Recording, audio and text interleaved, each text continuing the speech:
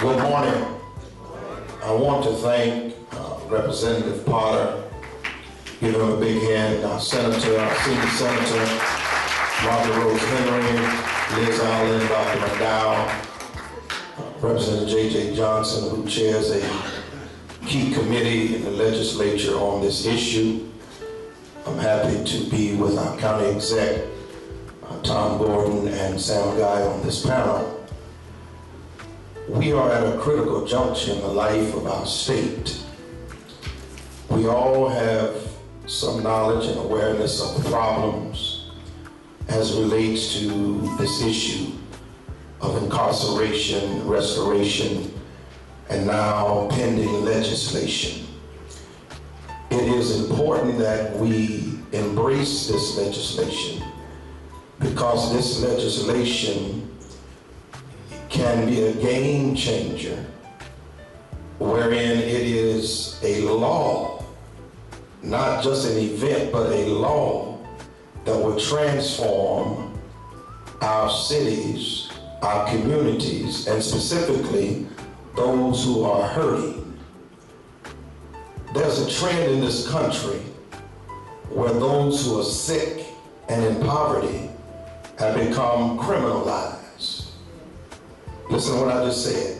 There's a trend in this country. It started with 3 strikes and you out. And now you've seen the evolution and the failure of the war on drugs. We need to have a war on treatment. We need to have a war on transformation. We need to have a war on family restoration. And so as a pastor of the Canaan Baptist Church, as chairman of the Delaware Black Caucus, and as council president, along with all of those who are up here and those who are out there who will speak later, we must guarantee that this legislation becomes law and put all of our resources and our weight and our influence behind this legislation in the House and in the Senate. And when it gets to the governor's desk, we must demand that he signs it. For too long, we've been too silent about too many things. Too silent about too many things.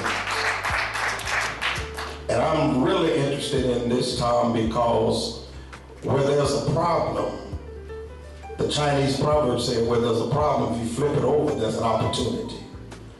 This is an opportunity to do something transformational and to address the pain that is so loud, but yet we've been too silent. This legislation is legislation that will make a difference. And we need to ensure that it moves through the Senate and the House and ends up on the governor's desk. And we support this legislation.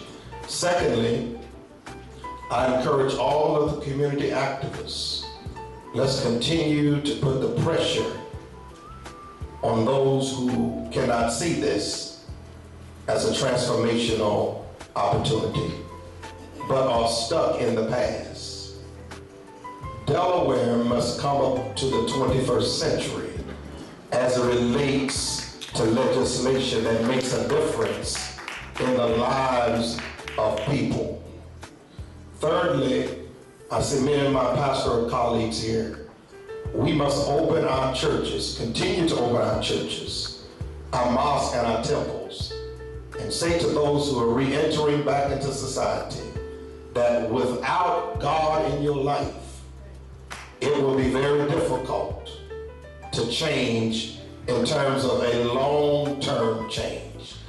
Data has shown that when there is support for those who are re-entering in the community, specifically in the spiritual community, that the chances go down for them recidivating if there's a relationship with God or Allah or higher power, however you want to call it.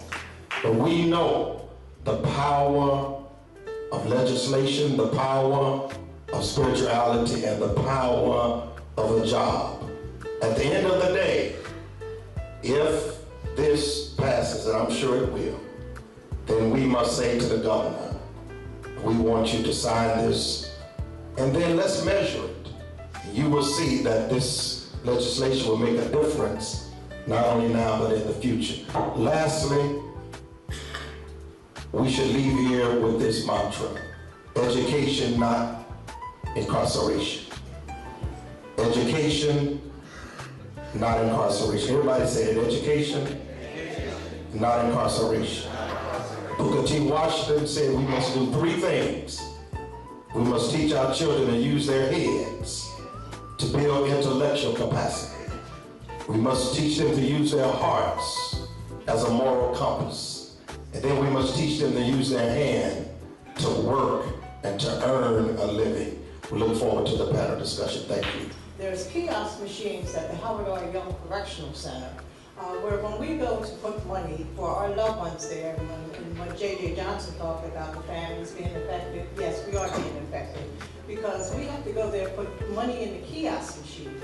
And before our loved ones get the money, there is money that is deducted. Representative Potter, let me just a second address Josie. Yes, sir. Josie, and everyone here, there's something in this country called the prison industrial complex. The prison industrial complex,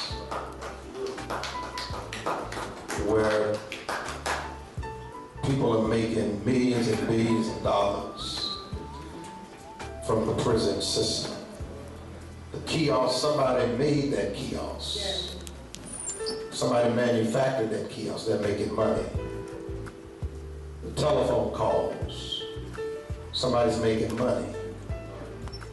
The uniform, someone's making money. The food, the forks, the toilet paper, the shoes, the socks.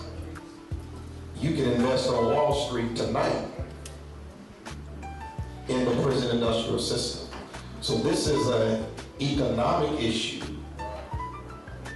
that is embedded in the American psyche and culture that needs to be addressed. So people are making money